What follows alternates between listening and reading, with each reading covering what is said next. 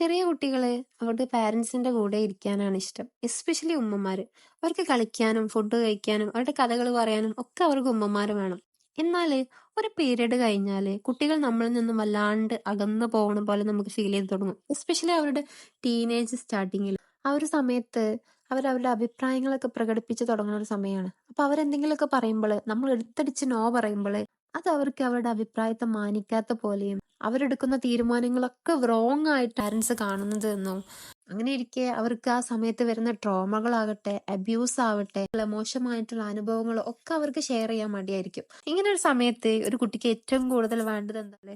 എല്ലാം പറയാൻ പറ്റുന്ന ഒരു ഫാമിലി അറ്റ്മോസ്ഫിയർ ആണ്. തെറ്റായ കാര്യങ്ങൾക്ക് പെട്ടെന്ന് നോ പറയുന്നതിന് പകരം അവർ ശരികൾ ചെയ്തിട്ടുണ്ടാവും അത് മുൻനിർത്തിക്കൊണ്ട് എന്തുകൊണ്ട് അത് തെറ്റാവുന്നു എന്നുള്ളതും കൂടെ മനസ്സിലാക്കിയിട്ട് അവരുടെ ഭാഗം കേട്ടിട്ട് മാത്രം നമ്മൾ അതിന് റെസ്പോണ്ട് ചെയ്യുക എന്നുള്ളതാണ്. ഒരു പാരന്റ് എന്ന് പറയുന്നത് ഒരു നല്ല മെന്ററും കൂടി ആയാൽ ആ പാരന്റിങ് എപ്പോഴും സക്സസ്ഫുൾ ആയിരിക്കും.